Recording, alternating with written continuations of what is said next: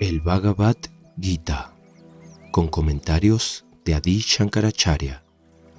Capítulo 2.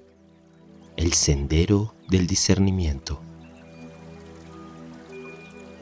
Dijo Sanjay: al ver a Arjuna abatido por el desánimo y la piedad, con los ojos llenos de lágrimas y la mente confusa, Madhusudana Krishna pronunció estas palabras: ¿de dónde te viene, Arjuna, en estos momentos críticos ese desaliento, esa debilidad indigna de un ser humano con sabiduría? No conduce a los niveles celestiales, sino a la infamia. Partha, hijo de Kunti, no te abandones a esa impotencia degradante para una persona como tú. Aparta de ti esa debilidad del corazón y levántate, aniquilador del enemigo. Arjuna dijo entonces: sustentador de las criaturas, destructor de los enemigos, ¿cómo quieres que ataque con flechas a Bhishma y Drona, que son dignos de toda veneración? Sería mejor para mí el vivir mendigando en este mundo antes que matar a esos nobles preceptores, porque si lo hiciera, a pesar de su ambición, todas las riquezas y placeres estarían manchados con su sangre. No se sabe qué sería mejor, si vencerlos o ser vencidos. Ante nosotros están los hijos de Dhritarashtra. Si los matásemos, no querríamos sobrevivir. Con el corazón debilitado por la misericordia y la mente confusa acerca de mi deber, te ruego me digas lo que es mejor para mí. Soy tu discípulo, tú eres mi refugio. Enséñame. No hay nada que pueda apartar de mí esta tristeza que consume mis sentidos, ni el ganar un reino sin igual en la tierra, ni reinar entre los seres celestiales. Sanjay dijo: tras hablar de esta manera, Gutakesha, Arjuna, el vencedor de los enemigos, dijo: Govinda, Krishna, no voy a luchar, y se quedó en silencio. Comentario de Shankara. El texto comienza por entonces al ver el ejército de los Pándavas y termina en Govinda, no voy a luchar, y se quedó en silencio. Se ha explicado cómo se manifiesta la causa del origen del error bajo la forma de tristeza, ilusión, etc., que originan los nacimientos y muertes de las criaturas. La tristeza y el engaño en que se encuentran Arjuna, causadas por la afección y ruptura que surgen de la creencia errónea, pertenezco a ellos y ellos me pertenecen. Respecto al reino, los mayores, los hijos, camaradas, amigos y parientes se pone de manifiesto con las palabras ¿cómo quieres que ataque a Bhishma?, etc. La intuición de su discernimiento estaba obnubilada por el dolor y la ilusión y por eso, aunque estaba en la batalla, sin tener en cuenta su deber de guerrero, Kshatriya, lo abandonó y prefirió otros deberes como el de vivir de limosnas. Las criaturas cuyas mentes caen bajo el dominio de los errores del dolor y la ilusión abandonan de hecho sus propios deberes y escogen los prohibidos. Y si se siguen dedicando a sus propios deberes, sus actos con palabras, mente y cuerpo están motivados por la ambición de recompensa y por el egoísmo. Así el ciclo de nacimientos y muertes, que pasa por nacimientos deseables e indeseables y se encuentra con la felicidad y el dolor por la acumulación de actos buenos y malos, continúa incesantemente. Por eso el sufrimiento y la ilusión son el origen de los ciclos de nacimientos y muertes. Y su cesación llega únicamente con el conocimiento del ser, precedido por la renuncia a todos los deberes. Deseando impartirlo para beneficio del mundo entero, Vasudeva, el Ser Supremo, dijo dirigiéndose a Arjuna como intermediario: «Te lamentas por aquellos por los que no debías lamentarte». Ante esto algunos dicen: la liberación no puede alcanzarse sino por la permanencia en el conocimiento del ser, al que precede la renuncia de todos los deberes y es independiente de cualquier otro factor. ¿Cómo es eso? La aceptada conclusión de todo el Gita es que la liberación llega a través del conocimiento unido a los ritos y los deberes como el sacrificio del fuego, prescrito en los Vedas y en la tradición revelada. Y para señalar este punto de vista citan los versos: y si no luchas en esta guerra justa, solo tienes derecho al acto y no a sus frutos, cumple con tu deber, etc. Y esta objeción no surgiría si los ritos védicos condujeran a la culpa al resultar perjudiciales. ¿Cómo?, dice el objetor. Y el oponente contesta: los deberes de los satriyas que se refieren al arte militar no conducen a culpa alguna cuando se hacen por deber, aunque sean muy crueles porque incluyan violencia a los mayores, hermanos, hijos y demás. Y tenemos la declaración de Krishna respecto a la no realización de los deberes: cometerás un grave error al descuidar tu propio deber y tu honor. En ella se afirma claramente que los deberes propios de cada uno, que se prescriben en textos como se debe realizar el sacrificio del fuego durante toda la vida, y las acciones que incluyen crueldad con los animales no están contaminadas de culpa. Eso es falso, dice el Vedantín, porque se distingue entre la firme adhesión al conocimiento y la acción que está basada en dos convicciones distintas. Se llama Shanka a la naturaleza del ser, la realidad suprema, tal como la determinación de Krishna en el texto que empieza así: te lamentas por los que no debías lamentarte, y continúa con teniendo en cuenta tu propio deber. La convicción acerca de la realidad, Sankhya Buddhi, es la que se refiere a aquello, y surge al indagar el sentido del contexto del Gita. El ser no es el que actúa, porque carece de las 6 clases de cambios, el nacimiento, etc. Sankhyas son las personas con sabiduría para las que esa convicción es natural. Antes de que surja esta convicción, el realizar disciplinas para liberarse, basadas en la distinción entre el bien y el mal, y que presuponen la diferenciación entre el ser y el cuerpo, sus acciones y experiencias, es lo que se llama yoga. La convicción respecto al yoga es yoga buddhi. Los que realizan los actos religiosos y los deberes apropiados a esta convicción se llaman yogis. Las dos distintas convicciones están señaladas por Krishna en el verso: te he enseñado ya la sabiduría buddhi que conoce al descubrimiento del ser, Sankhya. Ahora escucha la sabiduría del yoga de la acción, Karma Yoga. Y Krishna habla separadamente de las dos. Respecto al Sankhya, o la adhesión firme a la unión, yoga, por el conocimiento de la verdad que se basa en el conocimiento del ser, dice: he hablado de 2 clases de adhesiones a través de los Vedas en otro tiempo. Y dice también: a través del yoga de la acción para los yogis.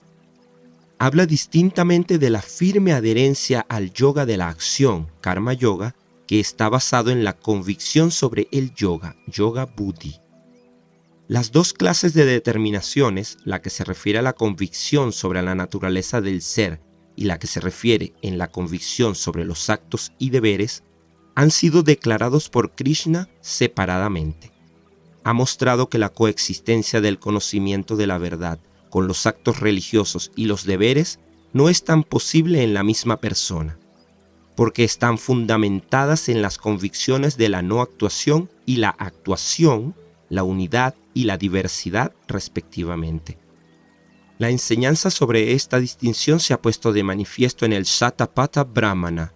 Al desear solo este ámbito del ser, los monjes y los brahmanes renuncian a sus hogares. Después se vive la renunciación a los actos prescritos y a los deberes, como se dice en ¿qué puede conseguir en la descendencia aquel que ha descubierto el ámbito del ser? Y también se ha dicho que antes de tomar una esposa, un hombre se encuentra en su estado natural. Después de explorar en el ámbito los preceptos y deberes, para llegar a los 3 mundos deseados que incluyen el tener un hijo y las 2 clases de riqueza, la humana y la del cielo.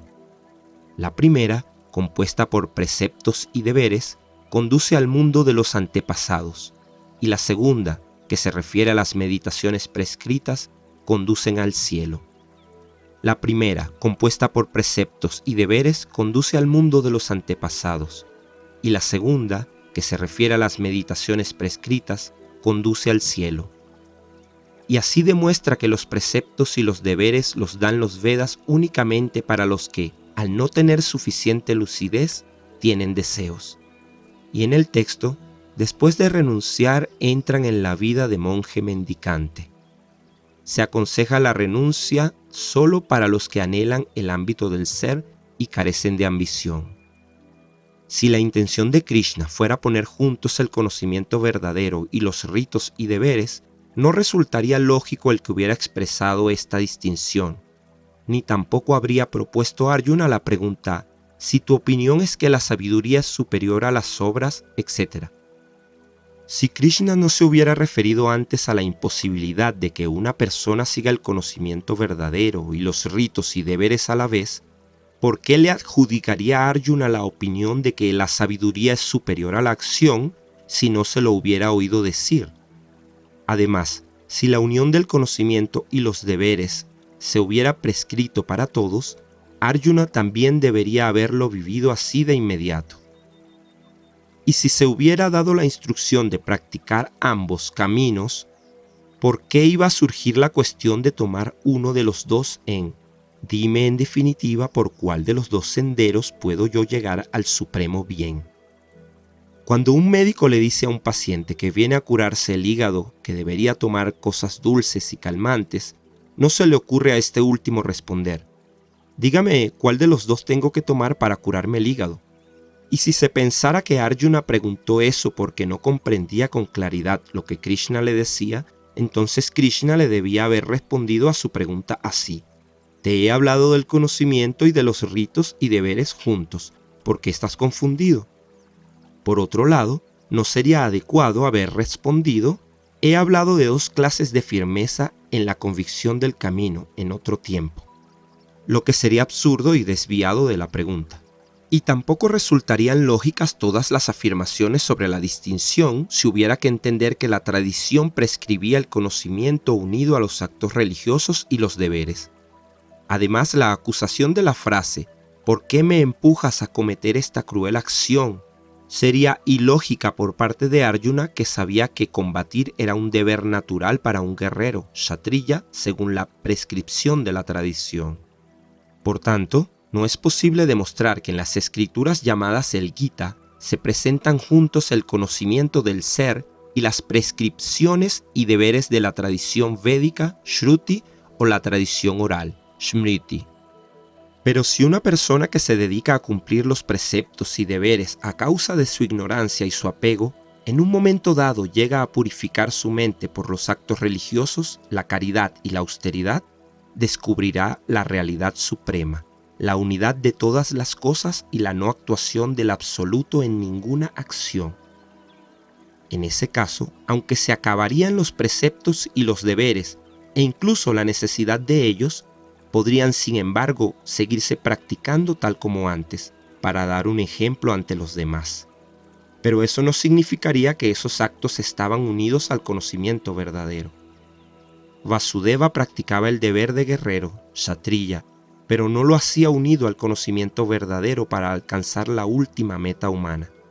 Lo mismo sucede con la persona de sabiduría que no tiene ambición por los resultados y los sucesos.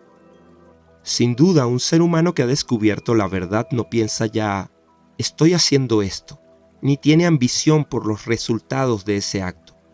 Por ejemplo, una persona que ambiciona ciertas cosas deseables como el cielo, etc., puede preparar el fuego para realizar actos como el sacrificio del fuego, Agnihotra y demás como medios para conseguir cosas deseables. Y mientras esté dedicado a esos actos para conseguir lo que desea, puede quedar eliminado el deseo en la mitad de la ceremonia. Podría, sin embargo, continuar practicando ese acto, pero entonces esa ceremonia no se haría para obtener una ganancia personal. En este sentido, Krishna ha mostrado en distintos lugares que, incluso mientras se realizan los actos, no estaría actuando, no queda afectado por las obras. Como vemos en los textos, los antiguos buscadores de la liberación que comprendieron esto, por las obras se esforzaron en llegar a la liberación del rey Janaka y otros. Estos textos deben entenderse analíticamente. ¿Cómo es eso?, pregunta el objetor. El Vedantín dice: Si Janaka y otros antiguos buscadores permanecían dedicados a la actividad aún siendo conocedores de la realidad, lo hacían para evitar que la gente se extraviara. Pero ellos se mantenían en la convicción de que los órganos de los sentidos actúan sobre los objetos sensoriales. Quiere decir que, aunque llegara la ocasión para renunciar a la actividad, permanecerían realizando los actos, no abandonarían sus preceptos y deberes. Por otra parte, si no se tratara de personas que habían descubierto la realidad, la explicación podría ser esta. Mediante la disciplina de dedicar los actos y deberes a Dios, Janaka y otros permanecían estables en la perfección, samsiddhi, por la purificación de la mente o por la aparición del conocimiento de la verdad. Esta misma idea la expresará Krishna en los karma yogis realizan las obras para su propia purificación.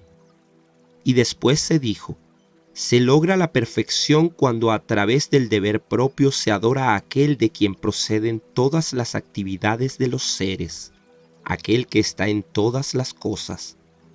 Y hablará también de la firmeza en el conocimiento verdadero de la persona que ha tenido éxito en el texto, el proceso por el que la persona en el estado de perfección llega al absoluto, a Brahman. La conclusión definitiva del Gita es, por tanto, que a la liberación se llega por el conocimiento de la realidad únicamente y sin relación con las obras. Y para destacar la distinción, mostraremos el porqué de esta conclusión. El señor Vasudeva se dio cuenta de que Arjuna, con la mente confusa sobre lo que tenía que hacer y sumido en un mar de desánimo, no podrá ser rescatado de allí sino por el conocimiento verdadero del ser.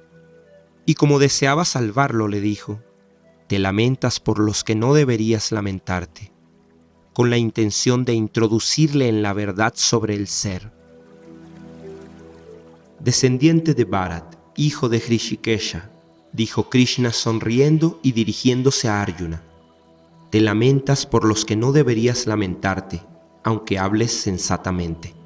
Los verdaderos sabios no se angustian ni por los vivos ni por los muertos. El sentido es, como un loco muestras en ti mismo la alienación y aprendes de su contradicción, porque Pandita es el que está aprendiendo, el que conoce el ser, y Pandu significa sabiduría acerca del ser. Y los que la tienen son autoridades en los textos upanishádicos, los que conocen el absoluto y saben todo sobre su enseñanza.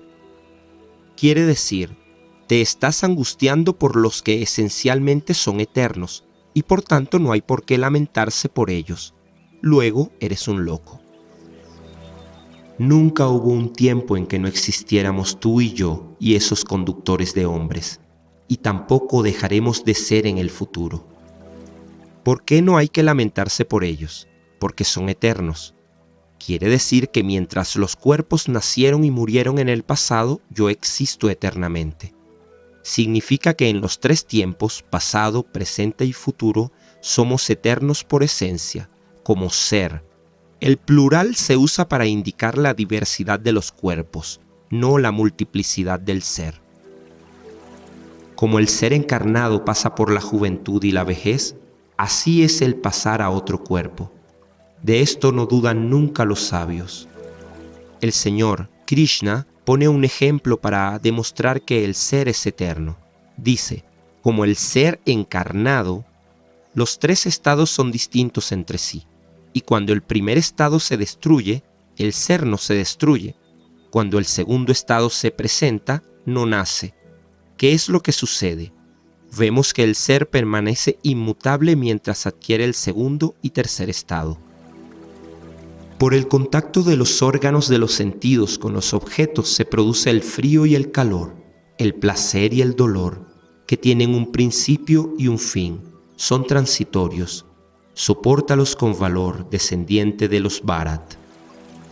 Una persona que sabe que el ser es eterno, aunque no se engañe en cuanto a la destrucción de ese ser, puede quedar engañado sin embargo, al igual que las personas corrientes, al experimentar el frío y el calor, el placer y el dolor. El error se produce cuando se experimenta la falta de felicidad, cuando el sufrimiento aparece en contacto con algún dolor. Krishna, que había notado esto en Arjuna, dijo: por el contacto de los órganos. El frío a veces da placer y a veces da dolor. Igual sucede con el calor, que también es impredecible. Por otra parte, el placer y el dolor tienen naturalezas definidas, ya que no cambian. Por eso se mencionan por separado. Sopórtalos. No cifres tu felicidad o tu desdicha en ellos. Tú, que eres el mejor de los hombres, sabes que aquel que no se altera por las circunstancias, aquel que considera iguales el placer y el dolor, se hace apto para la inmortalidad. ¿Qué sucede con aquel que soporta el frío y el calor? Escuchen, aquel al que no alteran. El que está libre de felicidad y sufrimiento cuando está sujeto al placer y al dolor por haber concienciado el ser eterno, el que, estabilizado en esa conciencia del ser, sobrelleva los opuestos, es capaz de ese estado inmortal, el de la liberación. De lo irreal no surge el ser. Lo real no puede dejar de ser. Los buscadores de la verdad son los que han descubierto la esencia de estas cosas. Como lo irreal no es, resulta adecuado soportar el frío y el calor, el placer y el dolor, sin angustiarse o engañarse. Son cambiantes y donde hay cambio hay impermanencia. Como las formas de una vasija son irreales porque no se ven como diferentes de la tierra cuando se comprueba con los ojos. Así también todas las cosas cambiantes son irreales porque no se ven como diferentes de sus causas materiales, y porque no existen antes de su origen y después de su destrucción. Hay una objeción. Si esto es así, esas causas materiales como la tierra, etc., e incluso las causas de estas son irreales, porque no existen por sí mismas, y en tal caso, ¿no nos veríamos impelidos a considerar que todo lo que se presenta por tener causas es irreal? El Vedantín responde: no, porque en todos los casos se dan dos tomas de conciencia, la conciencia de la realidad y la conciencia de la irrealidad. Aquello con lo que la conciencia no cambia es lo real, mientras que aquello con lo que cambia es irreal. Y como la distinción entre lo real y lo irreal depende de la concienciación, en cualquier caso que se dé una conciencia de algo, se tendrán dos clases de toma de conciencia respecto al mismo sustrato. La vasija es real, la tela es real, el elefante es real. No son concienciaciones como un loto azul. Esto es lo que sucede en todas partes. De esas dos concienciaciones, la de la vasija es impermanente, y así se ha mostrado antes, pero la concienciación de la realidad no lo es. Por tanto, el objeto de conciencia de la vasija es irreal por su impermanencia, mientras el objeto de conciencia de realidad no lo es por su permanencia. El objetor dice: si razonamos de esta manera, puesto que la conciencia de la vasija cambia cuando se destruye la vasija, ¿la conciencia de la realidad de la vasija también será cambiante? No, responde el Vedantín, porque en la tela, etc., persiste la conciencia de realidad. Esa conciencia se refiere al adjetivo real y por eso no se destruye. El objetor continúa preguntando: si razonamos de esa manera, la conciencia de una vasija persistirá también en otra vasija como la conciencia de realidad. No, responde el Vedantín, porque aquella, la conciencia de la vasija, no está presente en la conciencia de una tela, etc. ¿No podría ser, pregunta el objetor, que incluso la conciencia de realidad no estuviera presente en relación a una vasija que ha sido destruida? No, contesta el Vedantín, porque el nombre está ausente allí. Como la conciencia de realidad corresponde al adjetivo, cuando el sustantivo se pierde no hay posibilidad de lo que es un adjetivo. ¿A qué se referiría entonces? Pero la conciencia de realidad persiste en ausencia del objeto.